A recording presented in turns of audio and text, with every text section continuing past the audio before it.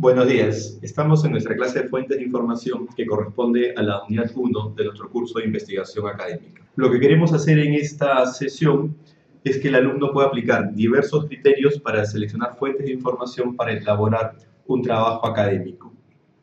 Vamos a plantear esta primera situación. Imaginemos esto. Tienes que hacer una investigación sobre el aborto y entonces te planteamos qué harías para iniciar esta investigación.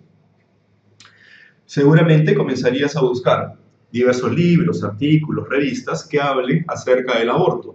Probablemente selecciones información en contra del aborto, o si tu posición es a favor del aborto, seguramente buscarás información a favor de este punto de vista.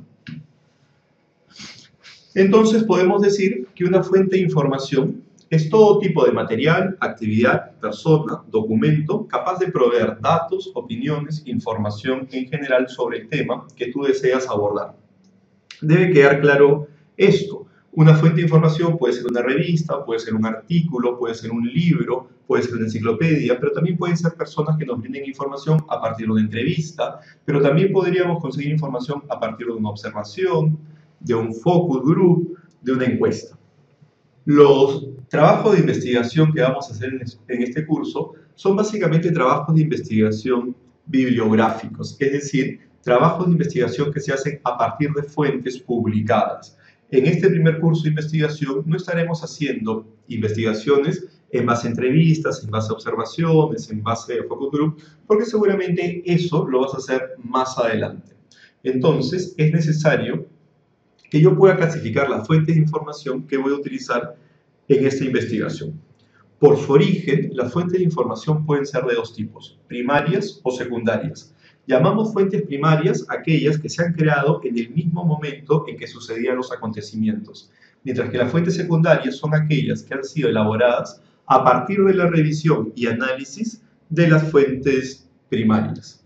Según su grado de especialización, estas pueden ser generales o especializadas. Son generales cuando la información que se trata presenta una visión general del tema, mientras que las especializadas son aquellas que abordan un tema específico de un área del conocimiento. Y según el público al que va dirigido, pueden ser de divulgación o académicas. Las obras de divulgación son aquellas que van dirigidas a un público no especialista, mientras que las académicas son aquellas que van dirigidas ya a un público especialista, es decir, a profesionales sobre este campo. Hay que tener en cuenta que probablemente en algún momento una fuente puede ser general, pero también podría ser especializada. Seguramente cuando estamos iniciando nuestra carrera universitaria, nos manden a leer algunos títulos sobre determinadas materias y que en esos momentos, cuando estamos iniciando nuestra carrera universitaria, podrán ser especializadas, pero más adelante nos daremos cuenta que en verdad eran fuentes generales. Lo mismo según el público al que va dirigido. Si recién estamos iniciando nuestra carrera universitaria, probablemente consideremos que algunas fuentes son académicas, pero cuando nos vayamos a convertir en especialistas en determinada área, nos daremos cuenta que pueden ser de divulgación. Planteemos estos ejercicios. Tratemos de clasificar estas 5 fuentes según su origen. Tenemos la historia de la República de Jorge Basadre. Tenemos una foto sobre los disturbios y saqueos cuando se trató de hacer el desalojo de la parada. Tenemos el primer número del diario El Comercio. Tenemos la obra La ciudad de los perros de Mario Vargas Llosa y tenemos la obra de Sergio Galarza, El cadete Vargas Llosa. ¿Cómo clasificaríamos estas fuentes según su origen? ¿Primarias o secundarias? En este primer caso, en la obra de don Jorge Basadre, se trataría de una fuente secundaria, porque Basadre ha escrito la historia de la República a partir de la revisión y análisis de fuentes primarias, como documentos, panfletos, periódicos, cartas, testimonios de la época. Si analizamos este segundo caso, una fotografía sobre los disturbios ocurridos en la parada, se trata de una fuente primaria, porque quien toma la foto está en el mismo momento en que estaban sucediendo los acontecimientos. Si vemos este caso, el primer número del diario El Comercio se trataría también de una fuente primaria, porque la fuente se hace en el mismo momento en que estaban sucediendo los acontecimientos. Tenemos acá la obra La ciudad de los perros de Mario Vargas Llosa. se trataría de una fuente primaria. Pero acá vale hacer una aclaración. La ciudad de los perros puede tratarse, según el tema que esté abordando, fuente primaria o fuente secundaria. Imaginemos esto. Mi tema de investigación es la obra de Mario Vargas Llosa. En este caso, se trataría de una fuente primaria. Pero si mi tema de investigación es la ciudad de Lima en la década de los 60, se trataría entonces de una fuente secundaria.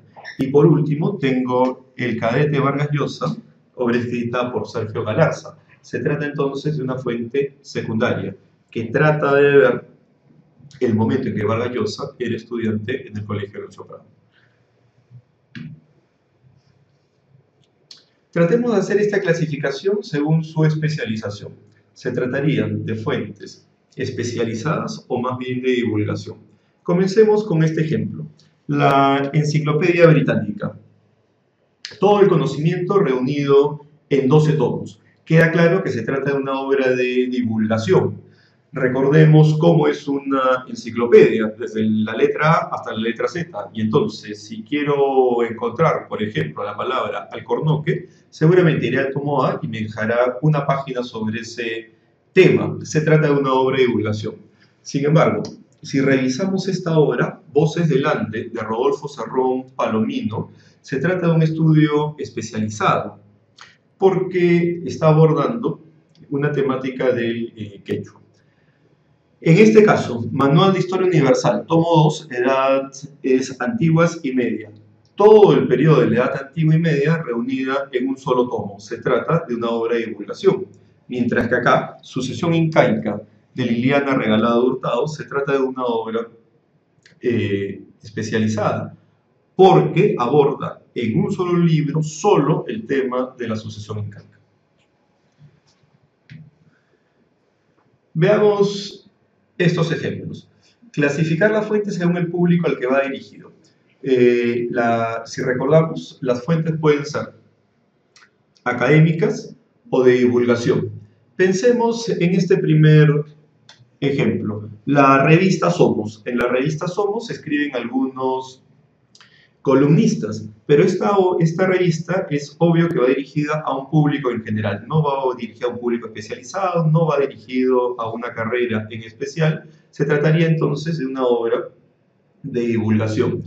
Si tenemos acá El Capital de Karl Marx, queda claro que es una obra académica, porque va dirigido a ciertos especialistas. Para leer la misma obra se necesita una formación en economía, en filosofía, sociología e historia, que no todos tienen. Si vemos esta obra, El rescate de un siglo, la colección Nicolini, escrita por Tomás Unger, se trata de una obra de divulgación, porque la información que nos brinda es sumamente general. Año de fabricación del carro, cuándo llegó el carro al Perú, quiénes tuvieron acceso a ese vehículo.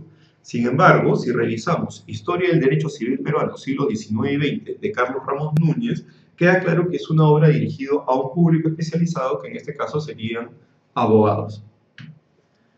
Entonces, dicho esto, podemos plantear como conclusión que las obras que vamos a utilizar para la elaboración de nuestro estado de la cuestión tienen que ser fuentes secundarias. No vamos a trabajar con fuentes primarias. Seguramente, cuando ustedes como estudiantes estén llevando los últimos cursos y estén pensando en elaborar la tesis, van a tener que trabajar con fuentes primarias, pero en este primer acercamiento a la investigación vamos a trabajar con fuentes secundarias.